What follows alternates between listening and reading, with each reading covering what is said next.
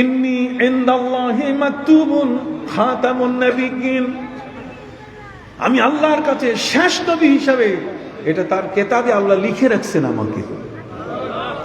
জোরে বলেন, আল্লাহর যে কিতাবটা, আল্লাহর যে লিস্টে যদি আল্লাহ তাআলা নবী হিসাবে আমার নবীকে লিখে থাকেন, সেটা কি কোনো বিসিএস ক্যাডার অথবা পৃথিবীর মধ্যে এই ধরনের কোনো ব্যক্তি যাদের লিস্টগুলো দেওয়ার পরে আবার লিস্ট সংশোধন করে, আল্লাহ কি তার লিস্ট সংশোধন করেন নাকি? আপনি কথা বলেন না কেন? আল্লাহ কি তার কোনো দেওয়া লিস্টকে কখনো সংশোধন করেন? মুসা নবী, তিনি নবী, আল্লাহ তাআলা তার কাছে লেখা আছে, অতএব আল্লাহ তাআলা মুসা নবীকে নবী হিসেবেই তিনি লিখে দিয়েছেন। আমার নবী সাল্লাল্লাহু আলাইহি ওয়াসাল্লাম বলছেন, ইন্নী ইনদাল্লাহি মাকতুবুন খাতামুন নাবিয়্যিন, আল্লাহর কাছে আল্লাহর যে সিরিয়াল আছে, সেই সিরিয়ালের মধ্যে আমাকে খাতামুন নাবিয়্যিন হিসেবে, নবীদের শেষ নবী হিসেবে আল্লাহ আমাকে আমার নাম লিখে রেখেছেন। তাহলে নবী হিসাবে আমার নবীর নাম যদি আল্লাহ লিখে রাখেন, আর আপনি বলছেন 40 বছরের আগে উনি নবী ছিলেন না, তাহলে আল্লাহর সেই লেখা আলমে আজল, আলমে আজল আল্লাহর যে লেখা কিতাব, যে কিতাবের মধ্যে আমাদের তকদির লেখা আছে, কতক্ষণ না, সেই কিতাবের মধ্যে যে নাম আল্লাহ পাক রব্বুল আলামিন নবী মুহাম্মদ সাল্লাল্লাহু আলাইহি ওয়াসাল্লামকে নবী হিসাবে লিখেছেন, খাতামুন নবিয়্যিন হিসাবে, সেই নামটার সাথে সংঘর্ষ হয়। এই জন্য আল্লামা সাহেব কেবলা এখন খুব দরকার, আল্লামা সাহেব কেবলা খুব দরকার। এই সমস্ত সারসিনা ফুরফুরার বুজুর্গানে দিন আস্তে আস্তে যত চোখের আড়াল হয়ে যাচ্ছেন, তত বাতিলরা মাথা চারা দিচ্ছে। এই অলিরা ছিলেন এক একজন সিংহ, এই জগতের এমন বড় বড় একজন মহান ব্যক্তি যে তাদেরকে বৃদ্ধাঙ্গুলি দেখাবার মতো ক্ষমতা কারো নাই। যাই হোক বন্ধুরা আমার, আমি আপনাদের সামনে যে বিষয়টি তুলে ধরছিলাম সেটা হলো এই, হযরতে উমরের মতো ব্যক্তি আমার নবীর দরবারে যাচ্ছেন। ওমর পবিত্র কোরআনের তেলাওয়াত শোনার সাথে সাথে তার অন্তরটা গলে গেল। ওয়াইদা তুলিয়াত আলাইহিম আয়াতুহু যাদাতুহুম ঈমানা। কোরআনের মহাবৈশিষ্ট্য হলো, কোরআন হলো এমন, এই কোরআন যদি শুধু তেলাওয়াত কোনো ব্যক্তি শুনে, তেলাওয়াত শুনলেই সে ব্যক্তি কালেমা পড়ে মুসলমান হয়। যেমন একজন ব্যক্তি, তার নাম হলো ডক্টর শিবশক্তি। নাম কি? সবাই বলেন কি নাম? ডক্টর শিবশক্তি। শিবশক্তি তিনি এমন একজন হিন্দু মানুষ যিনি গয়া কাশী বৃন্দাবনে যেতেন।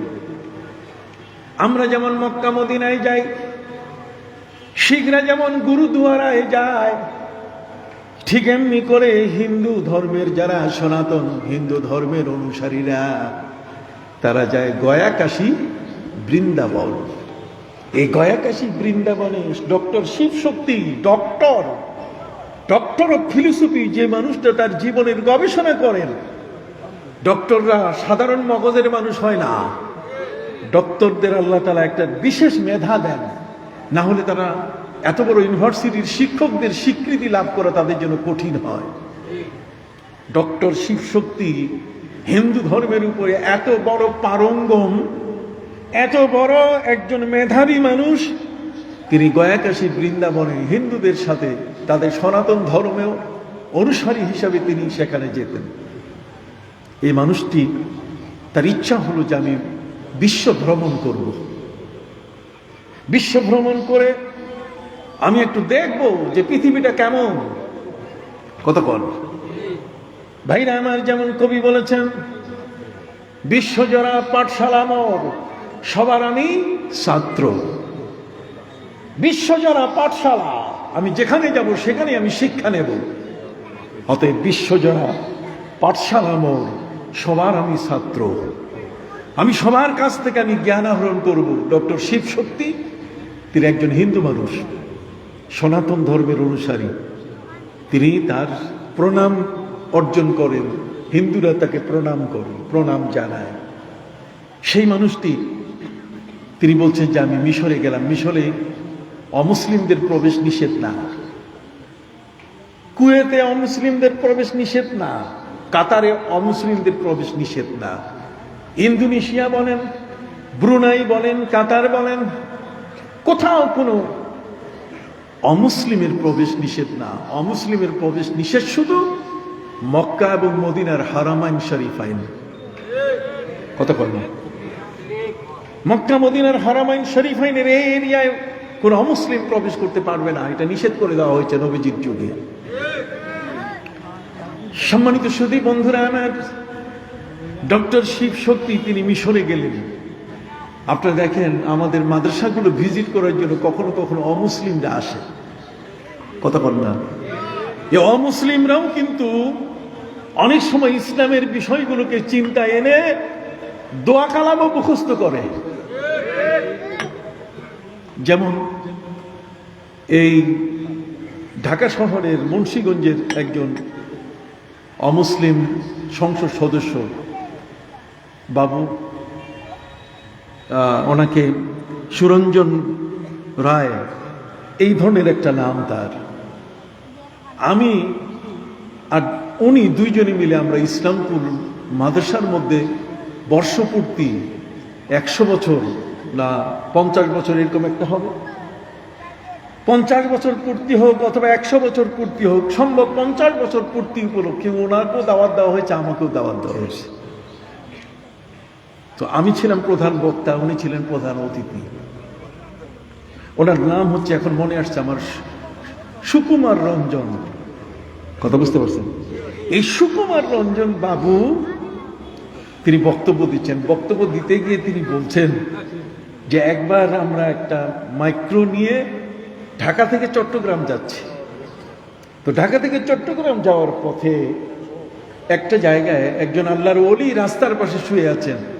ঢাকা থেকে চট্টগ্রাম, চট্টগ্রাম থেকে ঢাকা পর্যন্ত যত গাড়ি চলাচল করে ড্রাইভাররা ওই জায়গায় গাড়ির স্পিডটা একটু কমায়, আল্লাহর ওলিকে সম্মান করে। কথা বুঝতে পারছেন? স্পিডটা কমাই দেয়। বাবুস সুকুমার রঞ্জন তিনি বলতেছেন যে আমরা এই গাড়িতে আমাদের মধ্য থেকে একজন ড্রাইভারকে বলে যে ড্রাইভার, সামনে একজন আল্লাহর ওলি আছে, আস্তে গাড়িটা চালাও। কিন্তু ড্রাইভার ছিল এত ওহাবি মার্কা ড্রাইভার, লামোজাবি মার্কা ড্রাইভার, কতক্ষণ না আহলে হাদিস মার্কা ড্রাইভার, যেগুলো সহি হাদিসকেও জাল বানায়। কতক্ষণ না সহি হাদিসকেও কি বানায়? জাল বানায়। ঠিক এই ধরনের কট্টরপন্থী সেই ড্রাইভার কারো কথা শুনলো না, গাড়ির স্পিড বাড়াই দিল। গাড়ির স্পিড বাড়ানো অবস্থায় গাড়ি যখন ওই মাজারের পাশ দিয়ে যাওয়া শুরু করেছে, স্পিড বেশি হওয়ার কারণে উনি বলছেন যে সামনে গিয়ে আকস্মিকভাবে আমাদের গাড়িটা উল্টায় গেল, রাস্তার উপর থেকে নিচে পড়ে গেল। নিচে পড়ার পরে সেখানে আমরা প্রায় 10-12 জন ছিলাম মাইক্রোতে, আমি সহ। সুকুমার রঞ্জন উনি বলছেন আমি সহ। ওই মুহূর্তে আমার আর কিছু মনে নাই, ওই মুসলমানের একটা দোয়া মুখস্থ ছিল, লা ইলাহা ইল্লা আনতা সুবহানাকা ইন্নী কুনতু মিনাজ জালিমিন। এটা আমার মুখস্থ ছিল। এই মুখস্থ থাকা অবস্থায় আমি এটা পড়া শুরু করলাম। আমি অবাক হয়েছি যে গাড়ির ভিতরে যারা ছিল কম বেশি সবাই আহত হয়েছে, কিন্তু কোরআনের এই আয়াতের বরকতে মনে হয় আমার কথা গায়ের একটা জায়গায় সামান্যতম আঘাত লাগে নাই। বাবু সুকুমার রঞ্জন তিনি বলছেন যে মুসলমানের কোরআনটা এত বড় শক্তিশালী একটা জিনিস। কথা কি বুঝতে পারছেন? সম্মানিত সুধী, ডক্টর শিব শক্তি তিনি বলছেন আমার জীবনে ইচ্ছে হলো সারা জীবন ভর আমি শ্রী ভগবদ গীতা পড়লাম, রামচন্দ্রের জীবনী রামায়ণ পড়লাম, জীবন ভরে আমি ওই বেদ পুরাণ পড়লাম, কিন্তু আমার মনের বড় ইচ্ছা হলো আমি মুসলমানের কোরআনটা একটু পড়ব। মুসলমানের কোরআনটা যদিও পড়ার সুযোগ আমার না হয়, তাহলে কোরআনটা কেমনে পড়ে, যারা পাঠ করে তাদের তেলাওয়াত শুনবো।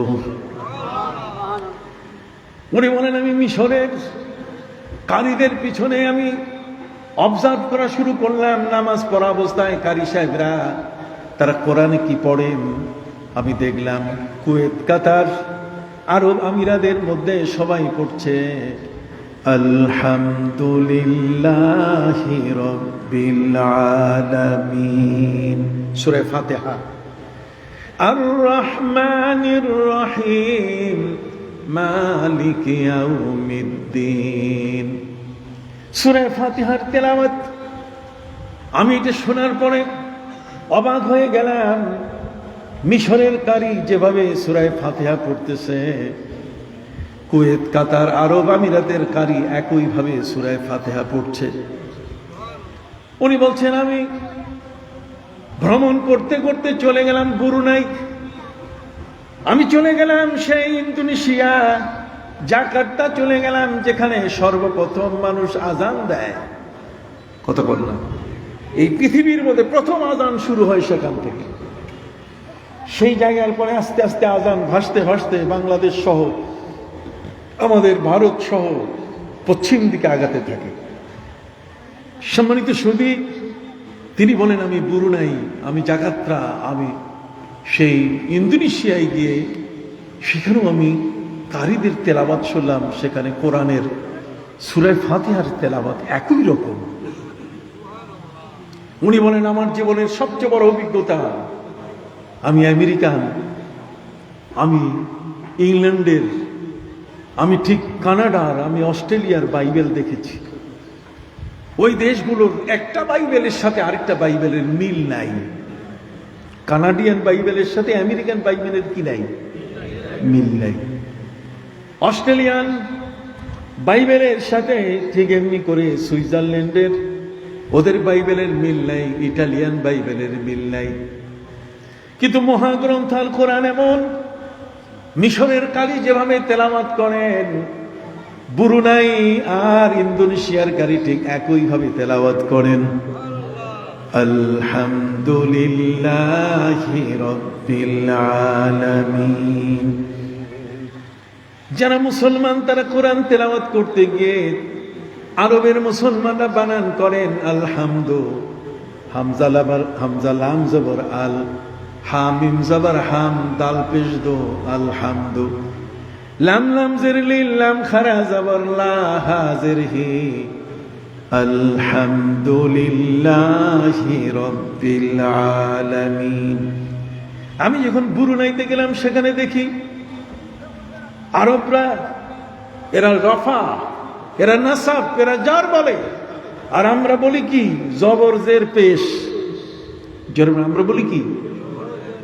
আর ইন্দোনেশিয়ার মধ্যে তারা পড়ছে আলিফ লাম মাতি দিয়া তাস আল, হামিম মাতি দিয়া তাস হাম, দাল দাপান্দো আলহামদু, লাম বাওয়ালি লাম সাবদো, হা বাওয়াহি লিল্লাহি, আলহামদুলিল্লাহি রাব্বিল আলামিন।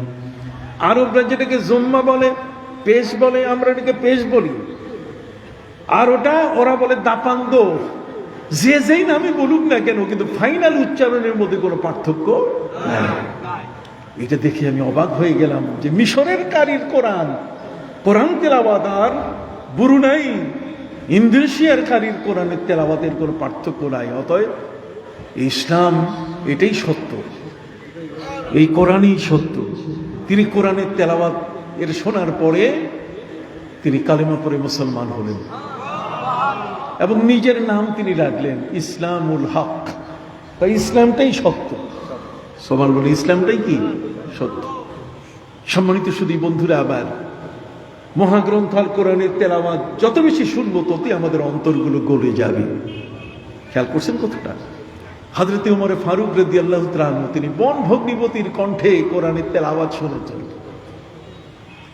বন ভগ্নিপতির কণ্ঠে কোরআনের তেলাওয়াত শোনার কারণে হযরত ওমর উটের রাখাল হওয়ার পরেও তার অন্তর যত শক্ত ছিল, তার হাতে তরবারি আসার কারণে তিনি যতই কঠিন হয়েছিলেন, কিন্তু কোরআনের আয়াত তার কানে আসার সাথে সাথে তার অন্তরটা মোমের মতো গলে গেল, তার হাতটা অচল হয়ে গেল। এই তরবারি এখন তার হাতে মানায় না, ঝন্নাট করে পড়ে গেল। সেই তরবারি হযরত ওমর সেই তরবারি তুলে নিয়ে বনভগ্নিপতিকে জড়িয়ে নবীজির দরবারে উপস্থিত হলেন। নবী করিম সাল্লাল্লাহু আলাইহি ওয়াসাল্লাম তিনি বললেন, ওমর বলছেন, হুজুর আগে প্রতিশোধ দেন, এই তরবারি নেন। আল্লাহর নবী বলেন, তরবারি পরে তুমি মঞ্চে বসো, তোমার জন্য আমি মঞ্চ তৈরি করেছি, সেখানে বসে তুমি কালেমা পড়ো। মঞ্চের উপরে নবীজি চাদর বিছায় রেখেছিলেন। হযরত ওমর ফারুক রাদিয়াল্লাহু তাআলা আনহু যুবক মানুষ, উটের রাখাল মানুষ, তিনি কতটুকু জানেন? লেখাপড়া তেমন ছিল না। হযরত ওমরের লেখাপড়া তেমন ছিল না, কিন্তু নবী করিম সাল্লাল্লাহু আলাইহি ওয়াসাল্লামের নূরানি দরবারে আসার সাথে সাথে হযরত ওমরের সিনা খুলে গেল। এই যে সিনা খুলে যাওয়াটা, অন্তরের ভেদ খুলে যাওয়াটা, এটার আল্লাহর ওলি ছাড়া অন্য কোথাও হয় না। হযরত ওমর ফারুক রাদিয়াল্লাহু তাআলা আনহু সিনা খুলে গেল। ওমর ফারুক রাদিয়াল্লাহু তাআলা আনহু নবীজির বিছানো মিম্বারের উপরে যে চাদরখানা তিনি তুলে নিয়ে বুকের সাথে জড়িয়ে বললেন, হুজুর, আসমানের নিচে জমিনের বুকে এমন কোন বেয়াদব আছে কি এর উপরে বসে পা রেখে কালেমা পড়তে পারি? নবী, আপনার যেমন সম্মান, আপনার চাদরেরও তেমন সম্মান। আপনার চাদরের সম্মান আর আপনার সম্মান কোনো অংশে কি নয়, কম নয়। আমরা অলিয়া উলিদের কাছ থেকে এটাই শুনেছি, এটাই শিখেছি, এটাই কিতাব। কি বলেন, ঠিক কিনা? বেশি বেশি লেখাপড়া করেছো আর মহাপণ্ডিত হয়ে গেছো, এরকম মহাপণ্ডিত তো শয়তানও ছিল। কিন্তু শয়তান নিজে বুদ্ধি করে ক্যাশ করতে যাইয়া, বুদ্ধি করে কইতে গিয়ে, যে আদমকে মাটি দিয়ে তৈরি করেছো তুমি, আর আমাকে করেছো আগুন দিয়ে, আগুন উপরে উঠে মাটি নিচে পড়ে, কাজে আমি আদমকে সেজদা করব না। আল্লাহ বলছেন, দুষ্ট, ফখরুজ ফাইন্নাকা রাজিম, বের হ, তুমি বিতাড়িত। ফাইন্নাকা রাজিম, আউযু বিল্লাহি মিনাশ শাইতানির রাজিম। রাজিম মানে উখরুজ, ফখরুজ, বের হয়ে যাও, তোমাকে আর জায়গা দিব না আমি। তাহলে বেয়াদব হইতে গেলে মাথার বুদ্ধি, আর আদব হইতে গেলে আল্লাহর ওলিদের যে বয়ান, তাদের যে পথ, তাদের মতগুলো ধরলেই আমাদের মধ্যে আদব তৈরি হয়ে যাবে। এই যারা ওলিদের সংস্পর্শে আসে নাই, আল্লাহর ওলিদের সংস্পর্শ যারা নেয় নাই, ওরাই ভুল ব্যাখ্যা করে যে কলব নাকি এইখানে বুকে নাই, মাথায়। কলব কোথায়? মাথায় চলে গেছে। কলব মাথায় যায় কেমনে? আমি যদি বলি কলব এটা হাঁটুতে আসছে, মগজ হাঁটুর ভিতরে আসছে, এটা হবে নাকি? কথা বলেন।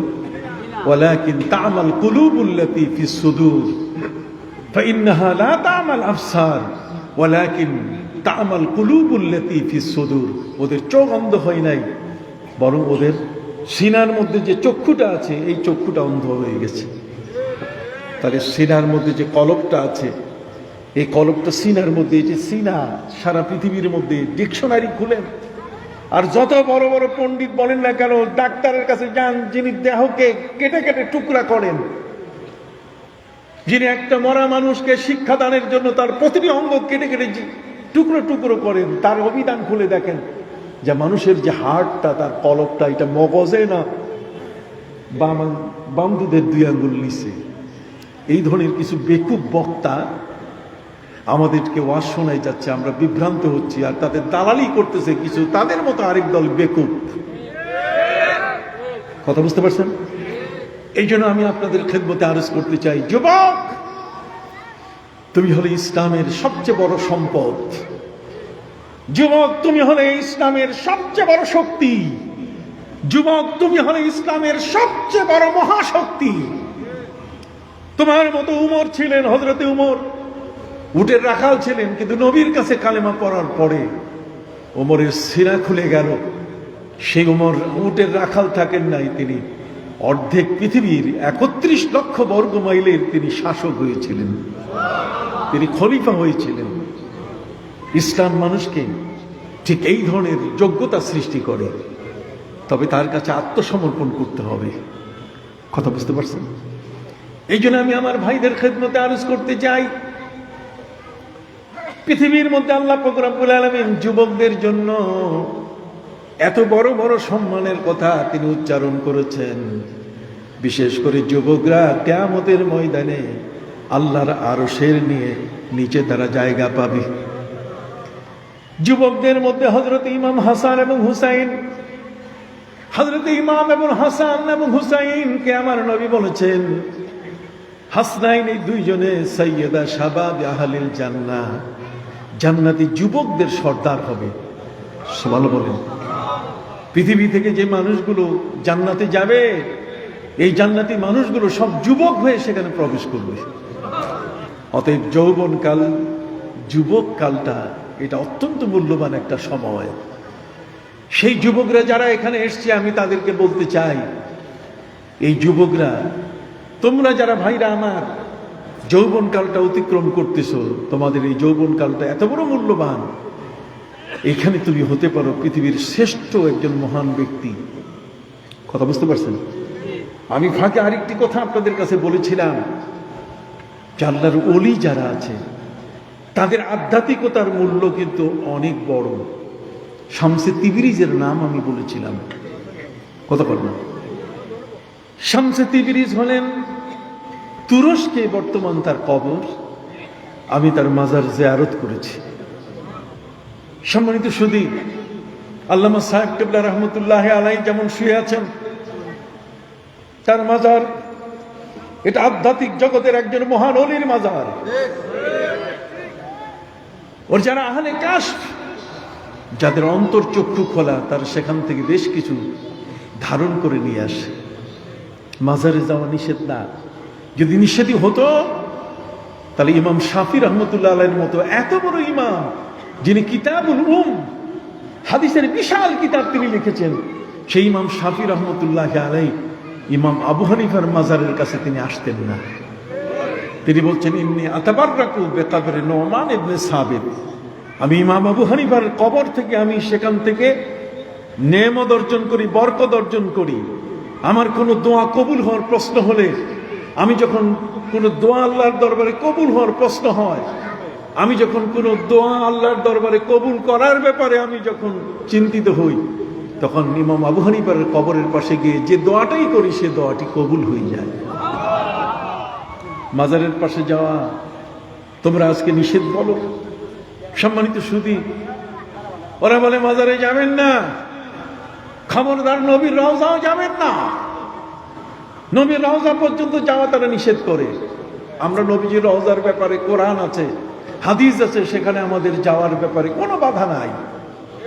কন্যা কোনো কি ওয়ালাউ আন্নাহুম ইযযালামু আনফুসাহুম জাউকা ফাস্তাগফিরুল্লাহ ওয়াস্তাগফার লাহুমুর রাসূল লাওয়াজাদুল্লাহা তাওয়াবার রাহিমা। যে উম্মত নিজের উপরে জুলুম করেছে, অত্যাচার করেছে, সীমা লঙ্ঘন করেছে, সেই মানুষটা যদি নবীর দরবারে আসে আর নবীজির কাছে এসে যদি আল্লাহর কাছে ক্ষমা চায়, আর নবীকে যদি বলে যে নবী একটু সুপারিশ করে দেন, নবী সুপারিশ করে দিলে ওইখানেই তার গুনাহ মাফ হয়ে যায়। কথা বল, ওইখানে তার কি গুনাহ মাফ হয়ে যায়। ওরা পার্থক্য করতেছে যে ওখানে মদিনা, এই যে বর্তমান হজে হাজী সাহেবরা যাওয়া শুরু করেছেন, যদি আহলে হাদিস আর লামজাবি আর কওমি এই ধরনের যারা ওয়াহাবি মার্কা, কথা বুঝতে পারছেন, আমি তাদের খেদমতে বিশেষ করে আরজ করতে চাই। আমার কওমি বন্ধুরা তারা অনেকেই ভালো, কিন্তু কিছু ব্যক্তি এমন আছেন যারা বেশি কঠোর। তারা বলেন যে মসজিদে নববীতে, নবীর মসজিদে নামাজ পড়তে যাবেন, নবীর রওজায় যাওয়া যাবে না। সারা জীবন ভর যেই নবীর ইত্তেবা, যেই নবীকে পাওয়ার জন্য আমার সাধনা, আর সেই নবীর জন্য আমি যাচ্ছি, নবীর কারণে তো সেখানে মসজিদ হয়েছে। কি বলেন, ঠিক না? কাজেই নবীর চেয়ে মসজিদের মূল্য বেশি না। কথা বলুন, নবীর মূল্য কি বেশি, নবীর দাম সবচেয়ে কি বেশি। নবী মসজিদ তৈরি করেছেন। অতএব কাবা ঘর এর মর্যাদা ইমানদার ব্যক্তির উপরে নয়। নবী করিম সাল্লাল্লাহু আলাইহি ওয়াসাল্লাম কাবা ঘরকে লক্ষ্য করে বলছেন, ওয়াল্লাহি ইয়া কাবাতু, খোদার কসম হে কাবা, ইন্না হুরমাতাল মুমিন আফজাল মিন, একজন ইমানদার ব্যক্তির মর্যাদা তোমার চেয়েও বেশি। এই জন্য কাবা ঘরের ছাদের উপরে উঠে যারা মুসলমান তারা চাদর সেখানে দেয়, কাবা ঘরের গেলাপ পড়ায়, ছাদের উপরে তারা দাঁড়ায়। কথা কি বুঝতে পারছেন? একজন ইমানদার ব্যক্তির মূল্য কোনো অংশে কি নয়, কম নয়। সেই ইমানদার ব্যক্তি যারা, তাদের পাশে আপনি যাবেন। মরে গেলে কি হয়েছে? মরে গেলে আমাদেরকে নিরুৎসাহিত করা হয় যে আল্লাহর ওলিদের কাছে যাবেন না। কিন্তু আপনাকে আমি একটি ঘটনা বলি। আমি আমার পিএইচডি থিসিসে লিখেছি, আমার ডক্টরের থিসিসের মধ্যে আমি লিখেছি, যার উপরে আমাকে ডক্টরেট ডিগ্রি দেওয়া হয়েছে। আমি সেখানে লিখেছি যে ইমাম বুখারী রহমতুল্লাহ আলাইহি তিনি সমরকন্দ থেকে 9 কিলোমিটার দূরে বা 9 মাইল দূরে খারতান নামক এলাকায় তার কবর। সমরকন্দ হচ্ছে এমন একটা এরিয়া যেখানে একজন রাষ্ট্রের পক্ষ থেকে গভর্নর থাকেন। এই সমরকন্দ এরিয়ার মধ্যে কোনো বৃষ্টি নাই। আপনি দেখেন কয়েকদিন আগে আমাদের দেশে কত ইস্তেসকার নামাজ হলো, খালি ভিডিও আর ভিডিও। কত বছর কেমনে দোয়া করতেছে, হাত উল্টাইয়া না হাত সোজা কইরা, কত রকম দোয়া। আমি এটার বিরোধী নই, তবে এত বেশি এটা ভাইরাল হয়ে গেছে যেটা ইউটিউব মার্কা দোয়া হয়ে গেছে। কতক্ষণ না দোয়াটা ঠিক ওইরকম ভাবেই, প্রয়োজন এতটা ছিল না। এটা হচ্ছে আরাধনা আর একটা বিষয়। তবে ইউটিউব ভাইদেরকে আমি খারাপ বলছি না, তারা এটা প্রচার করে মানুষকে উৎসাহিত করেছেন যে আপনারাও পড়েন, এটা ভালো জিনিস। কথা বুঝতে পারছেন? ইমাম বুখারী রহমতুল্লাহ আলাইহির সময় সমরকন্দে কোনো বৃষ্টি নাই। এখন সবাই ইস্তেসকার নামাজ পড়ে, ইস্তেসকার নামাজও দেখি কবুল হচ্ছে না। কথা বলেন। শেষ পর্যন্ত ওই সমরকন্দের একদম দরবেশ গভর্নরের কাছে বলেন, গভর্নর সাহেব আপনি একটা কাজ করেন, সেটা হলো একদিন ছুটি ঘোষণা করেন। আপনার এই যতটুকু আওতাভুক্ত, একজন জেলা প্রশাসকের আওতাভুক্ত গোটা জেলা, কাজে গোটা সমরকন্দ হচ্ছে আপনার অধীনে। সমরকন্দের যত অফিস আদালত আছে আপনি একদিনের ছুটি ঘোষণা করেন। তারপর ছুটি ঘোষণা করার পরে আপনি সমস্ত অফিসারকে বলেন যে চলো আমরা সবাই মিলে ইমাম বুখারীর মাজারে যাব। ইমাম বুখারীর মাজারে গিয়ে আমরা পানির দোয়া করব, বৃষ্টির দোয়া করব। সুবহানাল্লাহ বলুন না ভাইরা আমার।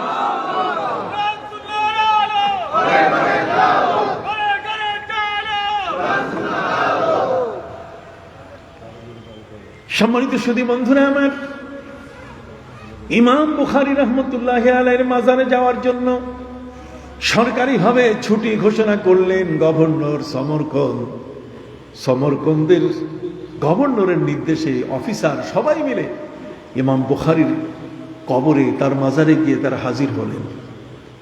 সেখানে গিয়ে যখন দোয়া শুরু করলেন, দোয়ার সাথে সাথে মুষলধারে বৃষ্টি শুরু হয়ে গেল। আপনি বাস্তবতাকে কখনো অস্বীকার করতে পারবেন না, যেটা অতি বাস্তব। 1971 সালে দেশ স্বাধীন হয়েছে, সবাই বলেন এটা কোরআন হাদিসের কোথাও আপনি রেফারেন্স পাবেন না। কিন্তু 1971 সালে যে দেশ স্বাধীন হয়েছে এটাকে অস্বীকার করাটাও কোনো সুযোগ নাই। কথা কি বুঝতে পারছেন? কাজে ইমাম বুখারী রহমতুল্লাহ আলাইহির মাজারে যাওয়া এটা কোরআন হাদিসে থাকার কথা নয়। কিন্তু যারা ইমাম বুখারী রহমতুল্লাহ আলাইহির দরবারে গিয়েছিলেন সেদিন তারা মাজারে, তাদের উদ্দেশ্য ছিল যে আল্লাহর কাছে একটু তার ওসিলা দিয়ে একটু দোয়া করি। সুবহানাল্লাহ বলুন। দোয়া করার সাথে সাথে এত বৃষ্টি হলো যে 1 সপ্তাহ পর্যন্ত আর আকাশের সূর্যের সাথে দেখা নাই।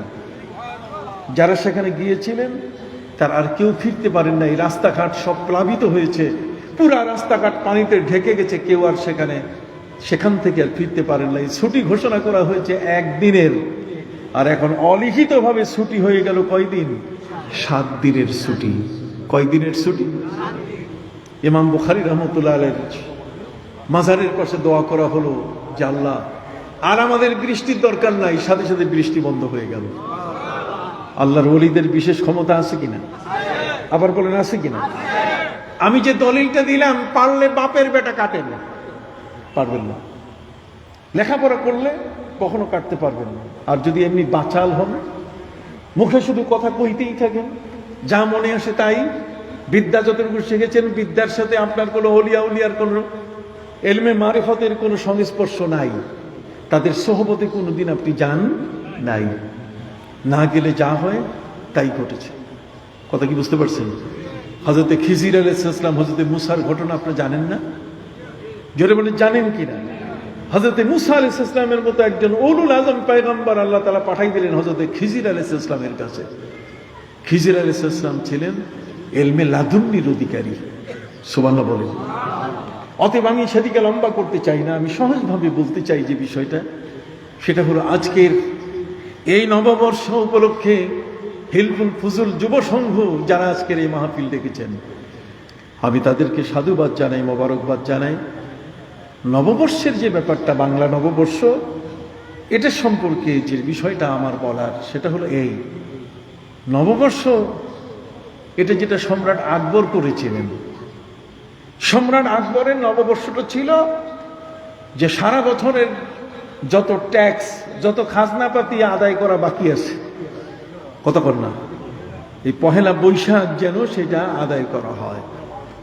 তাহলে পহেলা বৈশাখ হচ্ছে ট্যাক্স আদায় করার একটা দিন। এই দিনে হালখাতা খুলে, আপনারা জানেন কিনা? কিন্তু সেই হালখাতা খোলার যে দিনটা, এই দিনটা এটা ছিল তাদের রাজস্ব খাজনা আদায় করার দিন। কিন্তু এখন সেই দিনটা ওইভাবে নাই। পহেলা বৈশাখ হয়েছে এখন এমন এক সংস্কৃতি নিয়ে এসেছে, এসো হে বৈশাখ, এসো হে কালো বৈশাখ। কালো বৈশাখীকে ডাকে, কালো বৈশাখীকে ডেকে কাছে নিয়ে আসে। কালো বৈশাখ তো কালোই, এটা তো কখনো সাদা হবে না। কতক্ষণ না প্রচন্ড ঝড় নিয়ে আসে। ওই দিন হুতুম পেঁচা যেগুলো, এটার পূজা হয়। ওই দিন মঙ্গল পূজা হয়। আমরা কি মুসলমান এটা করতে পারি? হাত উঁচু করে বলেন, আমরা এটা পারি। বাংলা আমার ভাষা, আমি বাঙালি, আমি বাংলাদেশি। বাংলা ভাষা হিসাবে বাংলার প্রতি আমার শ্রদ্ধা আছে। কিন্তু পহেলা বৈশাখের নামে, 31st নাইটের নামে, ওই 31শে ডিসেম্বরের নামে যে ঘটনাগুলো ঘটে, আমাদের ঘরের মেয়েরা খালি পায়ে নতুন সাদা শাড়ি পরে তারা মেলায় যায়, আর সেখানে তারা পূজার সাথে যোগ হয়। এটা কি কখনো আমাদের সংস্কৃতি? যুবকদেরকে বলবো, আসুন নববর্ষ পালনের সাথে সাথে আপনারা আরবি নববর্ষ পালন করেন। জোরে বলেন, কি নববর্ষ? বাংলা নববর্ষ পালন করেন। বাংলা নববর্ষের মাধ্যমে একটা নতুন বছর শুরু হলো। অতএব সেটা ভালো কথা। হালখাতা, নতুন করে একটা খাতা তৈরি করলেন যাতে বাকি বকে আদায় হয়। কতক্ষণ না, নতুন করে আপনারা, এখন তার সম্রাট আকবরের যুগের খাজনা আদায় করার নিয়ম এটা নাই। আপনি সারা বছরের মধ্যে পুরা বছরের আপনি খাজনা আদায় করতে পারেন। যদি বাকি থাকে তো পিছন থেকে আপনি আদায় করতে পারেন। এখন অটো সিস্টেম আর্কাইভে চলে আসছে। এখন ভূমি মন্ত্রণালয় নতুন করে অনলাইনে সবকিছু নিচ্ছে। কথা বুঝতে পারছেন? আপনি খাজনা আদায় করতে পারেন আপনার ঘরে বসে। কিন্তু আমি বলতে চাই, আপনারা এই বাংলা নববর্ষের সাথে সাথে আরবি হিজরি নববর্ষ পালন শুরু করেন। আরবি হিজরি নববর্ষে কি আছে? হিলফুল ফুজুলের ভাইরা একটু শুনেন। আরবি হিজরি বর্ষের ভিতরে আছে, নবী করিম সাল্লাল্লাহু আলাইহি ওয়াসাল্লাম যখন মক্কায়, তখন তিনি দেখতে পেলেন যে 360টির মূর্তির পূজা হচ্ছে। কাবা ঘরে 360টির কি মূর্তির পূজা হচ্ছে। এই 360টি মূর্তির পূজা একদিন যেটার হয়, পরের দিন ওইটার হয় না। আজকের এক নম্বর যেটা, সেটার পূজা হয়, পরের দিন 2 নম্বরটার, তারপর দিন 3 নম্বরটার, এইভাবে 360টি মূর্তির পূজা যেদিন শেষ হয়, সেদিন আরবের মুশরিকরা, পূজারীরা মনে করে যে আমরা একটা বছর পালন করেছি। তার মানে 360 দিনে তারা বছর গণে, 360 দিনে তারা পূজা করে তাদের বছরটা পার করে। নবী করিম সাল্লাল্লাহু আলাইহি ওয়াসাল্লাম আল্লাহর কাছে বলে যে, আল্লাহ, আমার উম্মত তো এইভাবে তার বর্ষ পালন করতে পারে না। 365 দিনে বছর, এটা হচ্ছে ইংরেজি বছর। জোরে বলেন, এটা কি? ইংরেজি বছর। আর মুশরিক যারা শিরক করে, পূজা করে, পূজারীদের বছর হলো 360 দিনে। যেহেতু 360টা মূর্তির তারা পূজা করতো কাবা ঘরের চতুর্দিকে। আর মুসলমান, আমার প্রিয় নবী সাল্লাল্লাহু আলাইহি ওয়াসাল্লাম আল্লাহর কাছে আবেদন করলেন, মাবুদ, আমার উম্মত পূজা দিয়ে বছর শুরু করবে আর পূজা দিয়ে শেষ করবে। যেমন আমরা পহেলা বৈশাখ, আমরা সেই চৈত্র মাসের শেষ তারিখের পান্তা ভাত, ইলিশ, পহেলা বৈশাখে আমরা খাই, আচ্ছা পচা ভাত খাইয়া আমরা নতুন বর্ষ শুরু করি, কত করলাম। এই পচা ভাত খাইয়া নতুন বর্ষ শুরু করলে সারা জীবন কপালের মধ্যে পচা ছাড়া ভালো জিনিস আসবে না। আপনি কি বুঝতে পারছেন? যেহেতু আমি আপনাদের একজন মুরব্বীদের মধ্যে এতে কোনো সন্দেহ নাই, কথা বুঝতে পারছেন? সম্মানিত সুধী, এই গত বছরের পচা পান্তা আর ইলিশ মাছ খাইয়া নতুন বর্ষ শুরু করবেন, এটা খুব কল্যাণের কথা নয়। গত দিনের বেলেল্লাপনা, গত রাতের বেলেল্লাপনা, বেহায়াপনা দিয়ে আগামী দিনের জানুয়ারি আপনি উদ্বোধন করবেন, তাহলে সেখানে আর মানুষ থাকবেন না। আপনি তখন মানুষের কাতার থেকে বের হয়ে যাবেন। 31st নাইট, যেখানে ছেলে মেয়েরা উল্লাস করে, উলঙ্গ হয়, জেনা করে, ব্যভিচার করে, মদ খায়। নবী করিম সাল্লাল্লাহু আলাইহি ওয়াসাল্লামের সময়কালে 360 দিনের 360টি মূর্তির আলাদা আলাদা পূজা শেষ করে তারা মনে করে 360 দিন আমরা পূর্ণ করেছি। পূজা দিয়ে শুরু আর পূজা দিয়ে কি শেষ। নবীজি আল্লাহর কাছে দোয়া করলেন, মাবুদ, আমার উম্মত এইভাবে পূজা দিয়ে তাদের বছরের দিন শুরু করা আর শেষ করবে, এমনটা হয় না। আপনি দয়া করে আমার উম্মতের জন্য ক্যালেন্ডার দিয়ে দেন। এবার আল্লাহ পাক রব্বুল আলামিন পবিত্র কোরআনের মাধ্যমে বিশ্ব মুসলমানের জন্য ক্যালেন্ডার আল্লাহ দিয়ে দিলেন। সম্মানিত সুধী, সেই ক্যালেন্ডারের মধ্যে আল্লাহ পাক রব্বুল আলামিন বললেন, হে নবী, ইন্না ইদ্দাতাশ শুহুরি ইনদাল্লাহি 12 শাহরা 12 শাহরান ফি কিতাবিল্লাহ في كتاب الله يوم خلق السماوات والأرض منها 4 حرم। আল্লাহ বলেন, হে নবী, আমি আপনার জন্য 12 মাসে বছর দিলাম। কত মাসে? যেদিন পৃথিবী সৃষ্টি করেছি সেই দিনই আমি ঠিক করেছি 12 মাসে কি হবে? 1 বছর হবে। তবে এই 12 মাসের মধ্যে 4টা মাস হলো সম্মানীয় মাস। এই 4টা মাস, তার মধ্যে 3টা একসাথে আছে আর একটা আলাদা। যে মাসটা আলাদা সেটা হচ্ছে রজব মাস, যে মাসে নবী রমজান আসার দোয়া করতেন, আল্লাহুম্মা বারিক লানা ফি রজব ওয়া শাবান ওয়া বাল্লিগনা রমাদান। আর বাকি 3টা মাস একসাথে লেগে আছে, আর সেটা হলো জিলকাদ, জিলহজ, মুহররম। এই 4টা মাস হলো সম্মানীয়। আল্লাহ বলছেন, যেদিন আমি আসমান জমিন সৃষ্টি করেছি সেদিনই আমি ফাইনাল করে দিয়েছি যে বছর হবে কয় মাসে। এই জন্য পৃথিবীর আমেরিকায় কোনোদিন 11 মাসে বছর হয় না, অস্ট্রেলিয়ায় 13 মাসে বছর হয় না, পৃথিবীর কোথাও এর কম বেশি হয় না, সব 12 মাসে কি বছর। এবার মাস কয় দিনে হবে? নবীজি আল্লাহর কাছে বলেন, মাবুদ, মাস কি 60 দিনে হবে না 70 দিনে, না আরো কমে, আরো বেশি? আল্লাহ বলছেন, না, মাস গণনা করতে গেলে চাঁদের হিসাবে মাস আসবে। ওয়ায়াসআলুনাকা আনিল আহিল্লা কুল হিয়া মাওয়াকিতু লিন-নাসি ওয়াল হজ। হে নবী, যদি নতুন চন্দ্র সম্বন্ধে, নবচন্দ্র যে চন্দ্রটা উদয় হয়, চাঁদ বাড়ে কেন, কমে কেন, যদি আপনাকে এই ব্যাপারে কেউ জিজ্ঞাসা করে, আপনি উত্তরে বলেন, কুল হিয়া মাওয়াকিতু লিন-নাস। এটা হচ্ছে মানব জগতের ইবাদতের চিরস্থায়ী ক্যালেন্ডার। চাঁদটা হলো মানব জাতির চিরস্থায়ী কি ক্যালেন্ডার, ইবাদতের ক্যালেন্ডার। এবং হজ, এই চাঁদের তারিখ দেখেই হজের দিন ঘোষণা হবে। সুবহানাল্লাহ বলেন। সম্মানিত সুধী, এই চাঁদ উঠে এবং চাঁদ নামে, চাঁদের মধ্যে অন্ধকার, অমাবস্যা এবং পূর্ণিমা। এই অমাবস্যা এবং পূর্ণিমায় মিলে আল্লাহ তাআলা বলে দিলেন, হে নবী, মাস হবে 29 অথবা 30 দিনে। তাহলে কোরআন আমাদেরকে মাস শিখাই দিল। সুবহানাল্লাহ।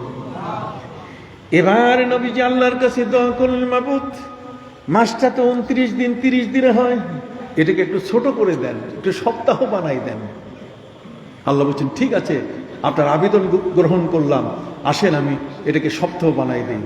আর সেই সপ্তাহ হলো, সবাই আমার সাথে করুন, ইয়া আইয়ুহাল্লাযীনা আমানু ইযা নুদিয়া লিস-সালাতি মিন ইয়াউমিল জুমআতি ফাসআউ ইলা যিকরিল্লাহি ওয়া যারুল বাই'। হে নবী, জুমার দিনে যদি জুমার নামাজের জন্য ডাকা হয়, সব ছেড়ে দিয়ে, বেচাকেনা ছেড়ে দিয়ে আল্লাহর জিকিরে নামাজে চলে আসো। অতএব এক জুমা থেকে আরেক জুমা, এটা হলো সপ্তাহ। এটা কি দেখেন, কোরআনে একের পর এক সব বলা হচ্ছে। এখন আসেন, এই সপ্তাহের দিনগুলোর নাম কি হবে?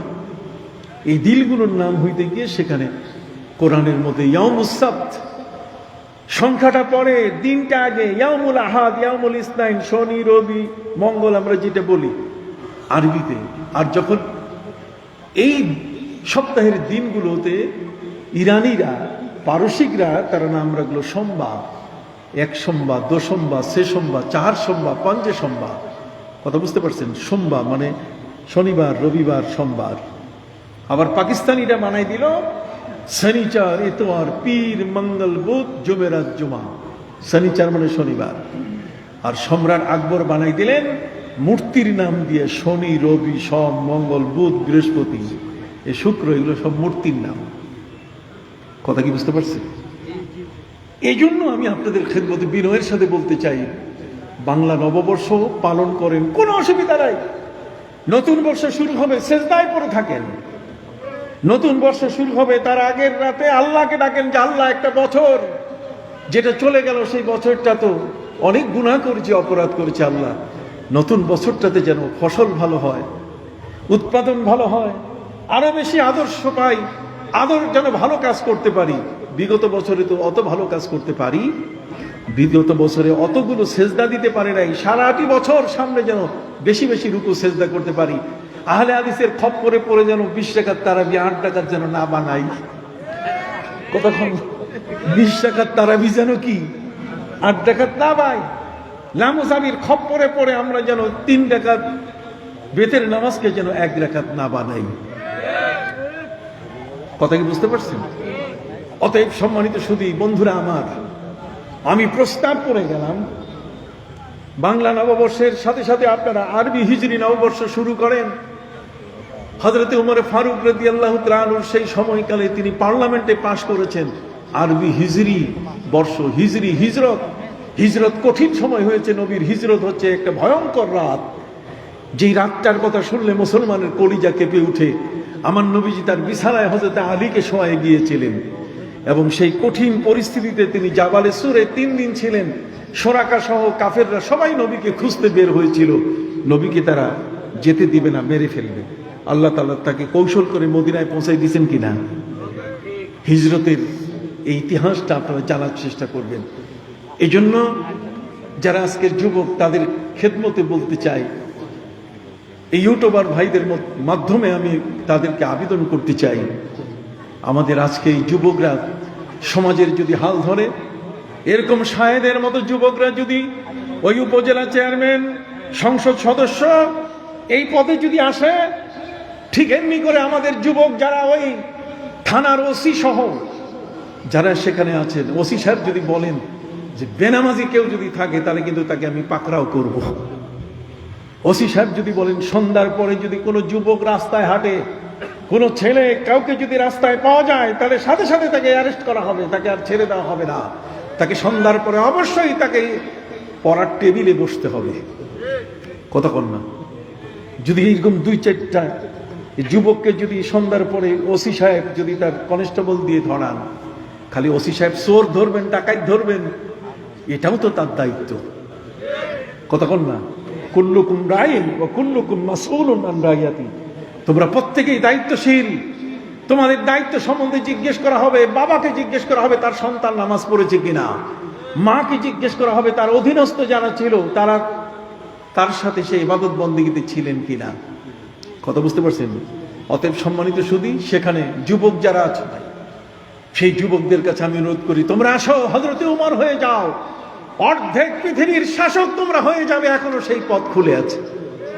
আল্লামা হুসামউদ্দিন চৌধুরীর মতো ব্যক্তি যদি, একটা সরল সহজ মানুষ, জীবনে কেউ ভাবে নাই যে উনি সংসদে যাবেন। কথা বলেন না, কেউ ভাবেনি, কিন্তু আল্লাহ তাআলা তাকে নিয়ে গেছেন কিনা। সবার চোখের আড়াল করে, সবার চোখের আড়াল করে আল্লাহ তাআলা তাকে সংসদে ঢুকাই দিয়েছেন। সংসদে এমন একজন মানুষ প্রয়োজন আছে কিনা? যুবক, তোমরা আগামী দিনের সংসদ সদস্য, আগামী দিনের তোমরা এই দেশের শক্তি, ইসলামের শক্তি। তোমরা মুখ দিয়ে যদি বলো যে এই দেশের কোন অফিসে যদি ফাইল আটকাইয়া কেউ যদি ঘুষ খায়, তার কলেজা ছিঁড়ে বের করা হবে, তাকে ছেড়ে দেওয়া হবে না। কথা বলেন। চেয়ারম্যান সাহেব এখানে আছেন, চেয়ারম্যান সাহেব যদি তার এলাকায় আইন পাশ করে ফেলেন, যেটা আমার এরিয়া, আমার দায়িত্বে, আমি চাইবো আমার কোনো সন্তান, আমার কোনো যুবক যেন এখানে বেনামাজি না থাকে। তিনিও নামাজের প্রথম কাতারে আসবেন, আর যুবকদেরকে তিনি বলবেন তোমরা না আসলে কিন্তু তোমাদের খবর আছে, পুলিশ দিয়ে ধরাবো। তাহলে দেখবেন সমাজ ঠিক হয়ে যাবে। চেয়ারম্যান সাহেব শুধু বিধবা ভাতা দিবেন, চেয়ারম্যান সাহেব শুধুমাত্র প্রসূতি ভাতা দিবেন, কার কয়টা ছাগল কার কয়টা গরু দেওয়া লাগে এই কাজে থাকবেন তা নয়। গ্রাম্য আদালতের ক্ষমতাবান তিনি। কন্যা সুবহানাল্লাহ। আল্লাহ তাকে জনপ্রতিনিধি করছেন, তার আন্ডারে বেশ কয়েকজন মেম্বার ও ওয়ার্ড মেম্বারদেরকে যদি তিনি বলেন খবরদার ওই যা আসবে এগুলো একটাও ধরা যাবে না, কতক্ষণ না, এই টিনও ধরা যাবে না, গমও ধরা যাবে না, যা আসে গরিবদেরকে ঠিক মতো দিতে হবে, কোনো এটার অতিরিক্ত ভাতা ইত্যাদি কিছুই নেওয়া যাবে না। আমরা সেবা সকলেই, আমরা সকলের তরে, সবাই আমরা পরের তরে। কি বলেন ঠিক না? আল ইনসান ও আব্দুল ইহসান, মানুষ সৃষ্টি হয়েছে মানুষের জন্য। খায়রুন নাস মান ইয়ানফাউন নাস, পৃথিবীর সবচেয়ে শ্রেষ্ঠ সেই মানুষটা যে মানুষের উপকার করে। আন-নাস মাআদিনু কামাআদিনিজ যাহাবি ওয়াল ফিদ্দা, মানুষ হলো এক একটি স্বর্ণের খনি। স্বর্ণ যেমন হিন্দু বৌদ্ধ খ্রিস্টান সবাই নেয়, একটা মানুষের উপকার নিবে সবাই। আকাশের চাঁদের আলো শুধু মুসলমানরাই পায় না, হিন্দু বৌদ্ধ খ্রিস্টানও পায়। কতক্ষণ না? সূর্যের আলো শুধু মুসলমানরাই নেয় না, বরং হিন্দু বৌদ্ধ খ্রিস্টান সবাই নেয়। কি বলেন ঠিক কিনা? আপনি ঠিক এরকম মহামানব হয়ে যান। যুবকরা আসো, আজকের এই হিলফুল ফুজুলে আমরা আমাদের প্রিয় নবীর জীবন চর্চা করি। তিনি তার যৌবন কালটাকে তিনি ব্যবহার করেছেন ইসলামের জন্য। তোমরাও তোমাদের যৌবন কালটা ইসলামের জন্য ব্যবহার করো। তোমরা তোমাদের মা বাবার সেবা করবে, তোমরা 5 ওয়াক্ত নামাজি হবে, বছরে একদিন শুধুমাত্র সালেহ হিসাবকে ডেকে নিয়ে আসবে ঢাকা থেকে। উনি 6 ঘন্টা 9 ঘন্টা গাড়ি চালাই এখানে আসবেন, আর একটা বক্তব্য দিয়ে চলে যাবেন। হিলফুল ফুজুলের যুব সংঘের কাজ শেষ, তা কিন্তু নয়। তা কি হয় কখনো? তোমরা আসো, প্রথমে তোমাদের মুখে স্লোগান আসুক যে সমাজের মধ্যে কোনো চোর ডাকাত, কোনো মদখোর, কোনো দুষ্ট দুরাচার, কোনো বেবিচারী থাকতে পারবে না।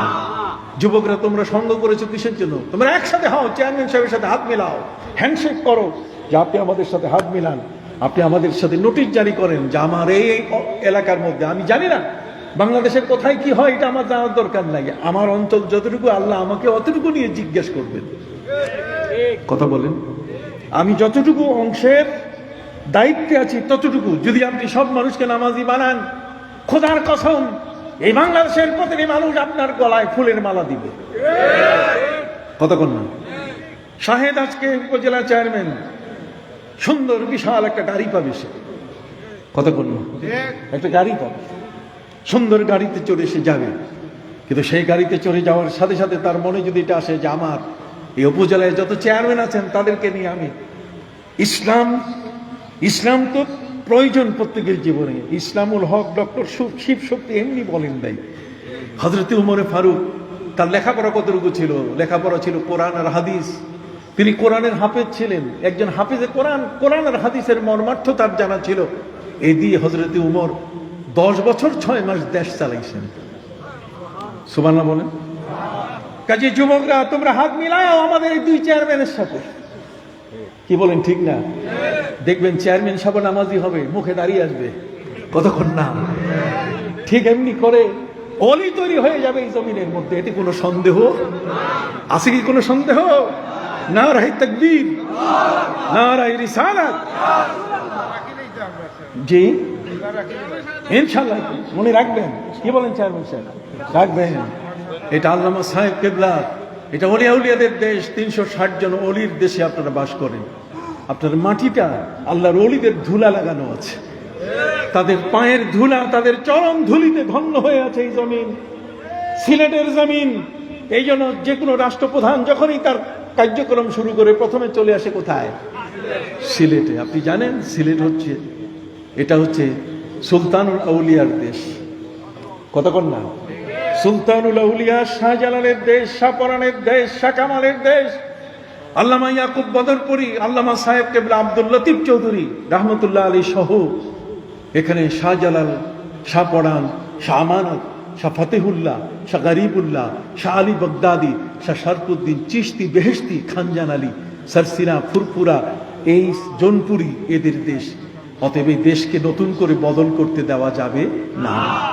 সিলেবাস নতুন করে লিখতে গেলে আলেমদের দিয়ে লেখাতে হবে।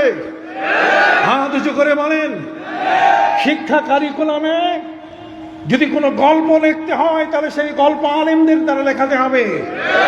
নাস্তিকদেরকে কখনো পাত্তা দেওয়া যাবে না। এ রাষ্ট্রের সম্পদ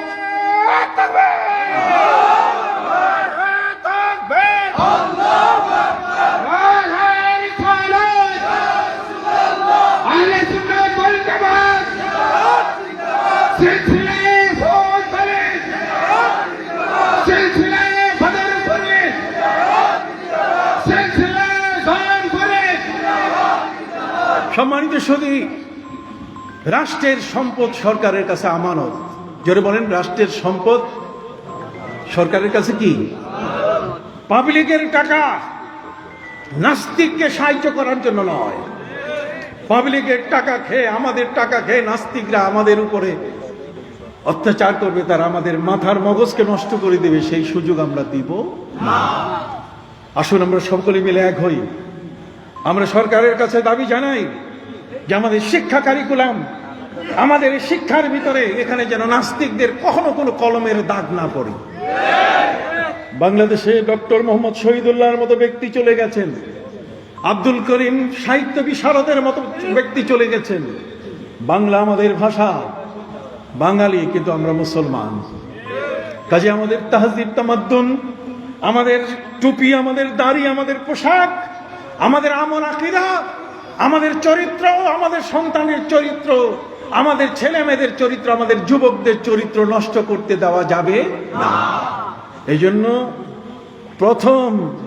প্রাথমিক বিদ্যালয় থেকে নিয়ে, প্রাইমারি স্কুল থেকে নিয়ে সেকেন্ডারি স্কুল বলেন, হায়ার সেকেন্ডারি বলেন, সবখানে যা কিছু বই লেখা হবে সেখানে আমরা কি বাংলা কম জানি?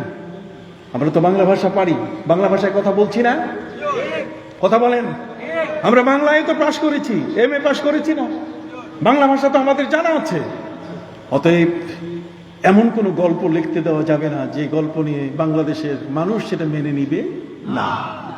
আমরা কোনো কুফরি মতবাদকে বাংলাদেশে প্রতিষ্ঠিত হতে দেব না। আপনি কি একমত? সরকারের কাছে আমি দাবি জানাই, আমাদের আল্লামা হুসামউদ্দিন চৌধুরী সাহেবের মাধ্যমে আপনি আমাদের কথাগুলো সংসদে বলেন।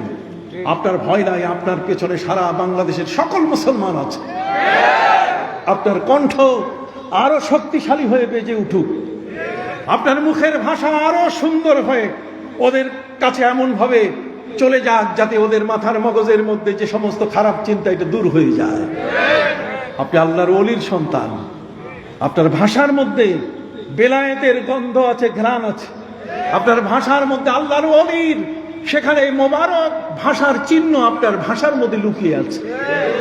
অতএব আপনাকে আমরা মনে করি আধ্যাত্মিক শক্তির ক্ষেত্রে আপনি আমাদের অগ্রজ। আপনি কথা বলেন, আপনার ভয় নাই। আপনার পেছনে শক্তি যোগানের মতো লোক এই বাংলাদেশে এখন অনেক, অসংখ্য মানুষ আপনাকে সহযোগিতা করার জন্য পিছনে তাকিয়ে আছে। আমি আর আলোচনা দীর্ঘায়িত করছি না। আমি সংক্ষিপ্তভাবে আপনাদের কাছে যে বিষয়টা বলতে চাই, এই তো আমারও শেষ কয়েকটা প্রশ্নের উত্তর দিয়ে শেষ করি, যদি চেয়ারম্যান সাহেব বলেন। সম্মানিত সুধী, এখানে প্রশ্ন করা হয়েছে যে মাইকে সবিনা খতম জায়েজ কিনা। মাইকে যদি গান জায়েজ হয়, গান গাইতেছে আপনার ঘুম ভাঙে না, আর কোরআন পড়লে আপনার ঘুম নষ্ট হয়। বাস্তব কথা, সারা রাত গান মাইক চলে, বিয়ের মাইক চলতেছে সারা রাত, ধুমধাম